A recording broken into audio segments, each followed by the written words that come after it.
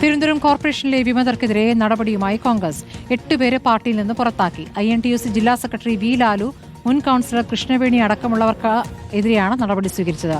റോഷിപാൽ വിവരങ്ങളുമായി. റോഷിപാൽ, നേരത്തെ തന്നെ കെ മുരളീധരൻ മുന്നറിയിപ്പ് നൽകിയതാണ് വിമതർ നടപടിയിൽ നിന്ന് പിന്നാക്കം പോകണം, അല്ലെങ്കിൽ പാർട്ടിയിൽ നിന്ന് പുറത്താക്കുമെന്ന്. അപ്പോൾ ആ നടപടിയിലേക്ക് കടന്നു അല്ലേ?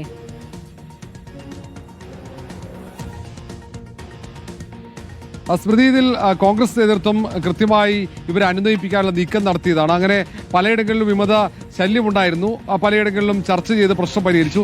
8 ഇടങ്ങളിലാണ് സ്ഥാനാർത്ഥികൾ പിൻവാങ്ങാതിരുന്നത്. അതിൽ പ്രധാനപ്പെട്ട നേതാക്കളുണ്ട്. ഇപ്പോൾ പൗണ്ട് കടവ് വാർഡിൽ മത്സരിച്ചിരിക്കുന്ന SS സുധീഷ് കുമാർ നേരത്തെ മണ്ഡലം പ്രസിഡന്റായിരുന്നു.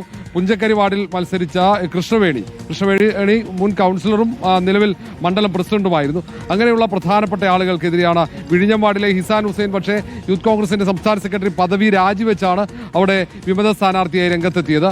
ഒപ്പം ഉള്ളൂരിൽ ജോൺസൺ തങ്കച്ചൻ, മണ്ണന്തല വാർഡിൽ ഷിജിൻ, ജഗതിയിൽ സുധി വിജയൻ, ഇങ്ങനെയുള്ളവർക്കെതിരെയാണ് ജില്ലാ കോൺഗ്രസ് കമ്മിറ്റി നടപടിയെടുത്തത്. ഇനി അടുത്ത ദിവസങ്ങളിൽ മറ്റ് ഇടങ്ങളിൽ, അത് നഗരസഭകളിൽ, ഒപ്പം പഞ്ചായത്തുകളിൽ, ജില്ലാ പഞ്ചായത്തിലടക്കം വിമതരായി നിൽക്കുന്നവർക്കെതിരെയും കടുത്ത നടപടി ഉണ്ടാകും.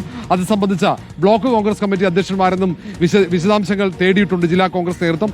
ഏതായാലും വിട്ടുവീഴ്ചയില്ലാത്ത സമീപനമായിരിക്കും ഇക്കാര്യത്തിൽ. സാധാരണ തദ്ദേശ തെരഞ്ഞെടുപ്പിൽ വിമതരായി മത്സരിക്കുന്നവരെ പുറത്താക്കിയാൽ തെരഞ്ഞെടുപ്പ് കഴിഞ്ഞാൽ പിന്നീട് അനുനയിപ്പിച്ച് അവരെ തിരിച്ച് പദവികളിലേക്ക് കൊണ്ടുവരുന്ന രീതിയുണ്ട്. പക്ഷേ ഈ തവണ അങ്ങനെ ഉണ്ടാകില്ല എന്നാണ് നേതൃത്വം പറയുന്നത്. ശരി, റോഷിപാലാണ് വിവരങ്ങൾ നൽകിയത്.